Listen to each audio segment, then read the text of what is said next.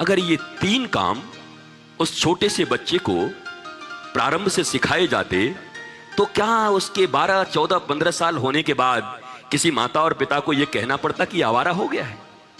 कि जिस घर की मां, जिस घर के पिता और जिस घर के लोग उस छोटे से बालक को प्रातः काल में यह काम करना, जैसे ही उसकी चेतना विकसित हो रही है, इतना बड़ा हुआ 1.5 साल का, ऐसे करके श्याम, हाँ बेटे जाइए, मम्मा को प्रणाम करिए। मम्मा ही बोलो, मैं नहीं कहता कि माताजी शुरू कर देना, बड़ा कठिन हो जाएगा। अब गुरुजी ये नहीं होता, मम्मा बोलो ना, मम्मा बोलो, जाओ बेटा मम्मा को प्रणाम करो। मम्मा बोले बेटे जाओ पापा को प्रणाम करो, और फिर दोनों कहें बेटा हो गया, हाँ जाओ भगवान वहां पर हैं, गुरुदेव भगवान की तस्वीर लगी है, पहले प्रणाम करो और अब बेटे उठो और अपने सच्चरित्र के साथ जो कर्म तुम्हें करने के लिए मिला है उसको करो। अगर ये 3 काम उस छोटे से बच्चे को प्रारंभ से सिखाए जाते तो क्या उसके 12, 14, 15 साल होने के बाद किसी माता और पिता को यह कहना पड़ता कि आवारा हो गया है? क्या करें गुरुजी, परेशान हैं, एक बात नहीं सुनता है। ये बताइए आजकल के बच्चे खराब हैं कि आजकल के माँ बाप खराब हैं?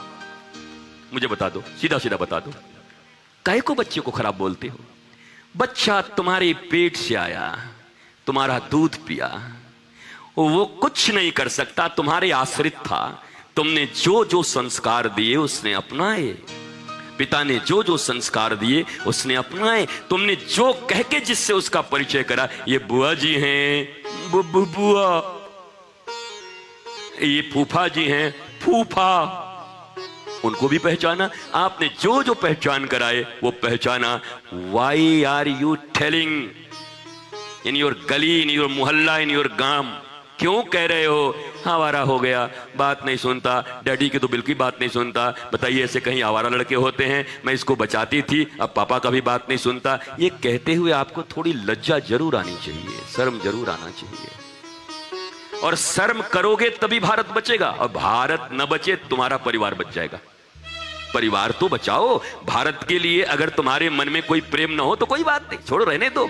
भारत भारत कहने से कुछ नहीं, भारत भारत भारत भारत बात रट रहे, भारत भारत भारत कुछ नहीं, घर सुधरने भारत सुधारेंगे, घर ठीक नहीं है भारत सुधारने चले, घर में कोई बात सुनता नहीं भारत सुधारने चले, घर में कोई काम करता नहीं छत्तीसगढ़ सुधारने चले, घर में अपने लोग आवाज सुनने को राजी नहीं, पता नहीं पूरी दुनिया वसुधैव कुटुंबकम करने चले। वसुधैव कुटुंबकम सनातन धर्म का यह पहला नियम है कि हम पूरी वसुधा को अपना कुटुंब मानते हैं। पहले अपने कुटुंब को तो कुटुंब बना लो, अपना कुटुंब तो कुटुंब नहीं बना, पूरी वसुधा को कुटुंबकम बनाने चले। ये सब चोंचले हैं, ये सब व्यर्थ की बातें हैं, और यही बातें आपको जीवन में कभी आनंद, आह्लाद, प्रेम, शांति नहीं दे रही है। आप जितने उपाय कर लो, आप जितने धनवान बन जाओ, जितने यशस्वी बन जाओ, जितनी डिग्रियां ले लो, जहां से ले लो, जिस मल्टीनेशनल में सीईओ बन जाओ, किसी मल्टीनेशनल के मालिक बन जाओ, क्या कर पाओगे? इटर्नल ब्लिसफुलनेस नहीं है, आंतरिक शांति नहीं है, आंतरिक ज्ञान नहीं है, नॉलेज नहीं है। गूगल के इंफॉर्मेशन पर चलने वाले हम लोग हैं, गूगल से जितना पता है वही हमारी जानकारी है, पर नॉलेज कहां है आपके पास? Who is your guru? कहां से लाइट मिला आपको, कहां से प्रकाश मिले आपको? अपने शास्त्रों में जीने के वो तरीके, जिस तरीके के कारण भगवान राम के पूर्वज रघु घोड़े के अस्तबल में बैठ करके घास भी खा करके और आनंदित हैं, आह्लादित हैं, और अगर कोई मांगने को आता है तो कुबेर का खजाना उसको दान कर देते हैं। इसीलिए आज तक भगवान राम के होने के बाद भी राम वंश नहीं बोला गया, रघु वंश बोला गया, रघुनाथ बोला गया। वो रघु के वंशज हैं। रघु इसलिए विपरीत से विपरीत परिस्थितियों में और अनुकूल से अनुकूल परिस्थितियों में रघु का चरित्र नहीं बदलता, धर्म पे अडिग हैं। आज धर्म के नाम से लोग नाक भौं सिकोड़ते हैं। ये फटे जींस पहनने वाले 2-4 लड़के, ये फटे बिन्स और यहां पर बाली लगाए हुए लड़के, इनके बाल जैसे लगता है करंट मार दिया है, 440 वोल्ट का खड़े हैं इनके, ये रंगवा के, दे आर, ये सोचते हैं मैं स्मार्ट, हम स्मार्टी हैं। Are you smarty? इसको स्मार्ट बोलते हैं। बाल ऐसा खड़ा है कि माँ बाप परेशान हैं। अबे कहां से आ गया? चोरी करके लग रहा है, ऑलरेडी खड़ा है ऐसा हिप्पा ऐसा। मम्मी पैसा दे रही, जाओ बगल वाले का ऐसा बाल हुआ तो तू फ्रेंच कट करवा के आ जा, फ्रेंच कट। ये कर रहे हैं। अरे मम्मी बनी हो, संस्कार दो। पैसे तो इस दुनिया में कोई भी दे सकता है, पैसे देकर मां बाप नहीं बनते। तुम सोचते हो कि अपनी औलादों पर पैसे खर्च करके तुम्हें माता और पिता कहलाने का हक हो गया? माता और पिता आप बने थे संस्कार देने के लिए। प्रतिकूल से प्रतिकूल परिस्थितियों में भी वो श्री कृष्ण की तरह मुस्कुराता रहे। चाहे उसके ऊपर कितने भी 6 दिन के भीतर भी अगर कोई पूतना आ जाए तब भी श्री कृष्ण की मुस्कुराहट गायब नहीं होती। 1.5 महीने में कोई सक्तासुर आए तब भी उनकी मुस्कुराहट गायब नहीं होती। और पूरा जीवन, ये साल वो विदुरथ, पौंड्रक, जरासंध, रुक्मी, ये जितने भी लोग थे जीवन भर भगवान श्री कृष्ण को परेशान करते रहे, हमले करते रहे, चैन से एक दिन नहीं रहने दिया। लेकिन उसके बाद भी उनके जीवन की मुस्कुराहट कम नहीं हुई। जीवन में अगर मुस्कुराहट कोई आज भी सीखता है तो श्री कृष्ण से सीखता है कि भैया 2 ही लोग मुस्कुराने में बड़े माहिर हैं। एक तो इस बार तो मैं डर गया था सिंह जी, वो मैं आ रहा था दिल्ली से, अभी पहली बार पूरा मीडिया टीम बैठी हुई थी, 18 न्यूज 18 के बड़े बड़े सब एंकर, राष्ट्रीय एंकर, स्मार्ट बन के, हीरो बन के सब, अरे सुन रहा हो हमें, सब बैठे थे। उसके बाद अब मैं एयर होस्टेस के बारे में बहुत ज्यादा बोलता हूं, मुझे डर भी कभी कभी लगता है कि किसी ने कोई एयर होस्टेस पकड़ने लगे, बाबा तू बहुत बोलता है हमारे बारे में, क्या बोलते रहता है। और इस बार तो हो ही गया महाराज। हम बैठे थे और अब जब फ्लाइट लैंड कर गई विवेकानंद एयरपोर्ट पे तो वो आई धीरे से उधर से, बोले एक्सक्यूज मी सर, हम क्या आज तो मामला गड़बड़ है। हम यहाँ बोलिए कि हम लोगों को बहुत प्राउड फील होगा और हम प्राइड महसूस करेंगे अपने आप को। हम किस लिए?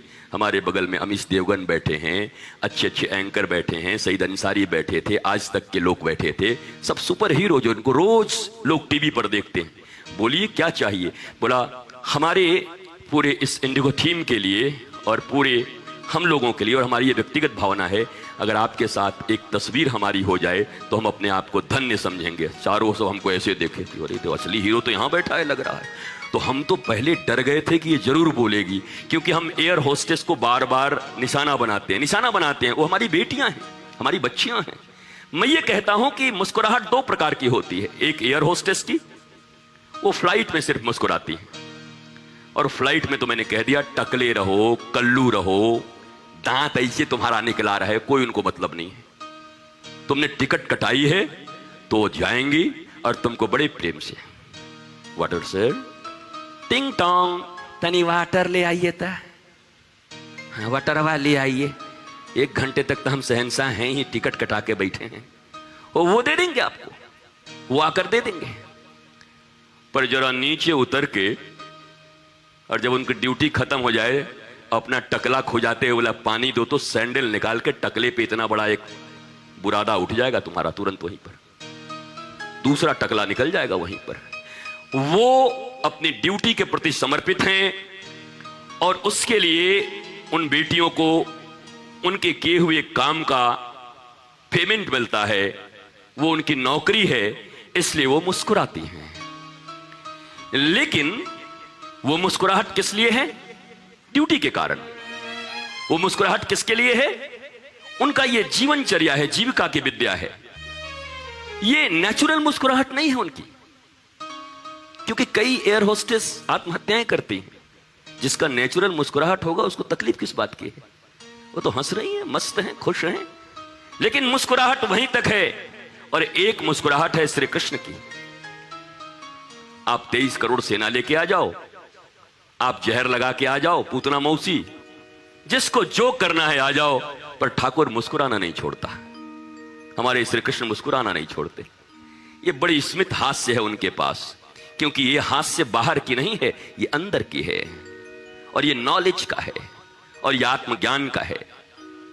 अगर आपके भी भीतर आत्मज्ञान हो, नॉलेज हो, ये जीव कौन, जगत कौन, ब्रह्म कौन, माया कौन, अगर ये जानकारियां भी अपने बच्चों को आप दो, और आप तो तब दोगे जब आप जानोगे। आप वही जानकारी अपने बच्चों को देते हो जो आप जानते हो। आपने जीवन में सीखा है बाप बड़ा ना भैया, सबसे बड़ा रुपया ताता थैया, और वो भी सीख जाता है। हाँ भैया, हमने तो जीवन भर अपने पिताजी को देखा, माल लाओ माल कमाओ, बिल्डिंग ठोको, ये करो वो करो। और मैंने देखा कि हमारे पिताजी के पास पैसा था, चाचा लोगों के पास नहीं था, तो हमारे पिताजी की बड़ी वैल्यू थी, या चाचा लोगों के पास था, हमारे पिता के पास नहीं था, तो चाचा लोगों की बड़ी वैल्यू थी, हमारे पिताजी की कोई वैल्यू नहीं थी, जबकि वो बड़े भाई थे। यहां तो बड़ा छोटा होना कोई बात है नहीं। माल जिसके पास है, पद जिसके पास है, प्रतिष्ठा जिसके पास है, बात तो उसकी चलती है। ये बड़ा छोटा तो कभी भारत में पहले हुआ करता था कि राम को ही राजगद्दी मिलेगी तो राम को ही मिलेगी। भले ही कैकेयी ने सारी सेटिंग कर दी, पर भरत ने स्वीकार नहीं किया, नहीं चाहिए मुझे भैया, राम को ही ये जाना चाहिए, ये गद्दी मुझे नहीं चाहिए। तो सेटिंग गेटिंग से आज अगर आपको धन मिल जाए तो आप ही बड़े बन जाते हो।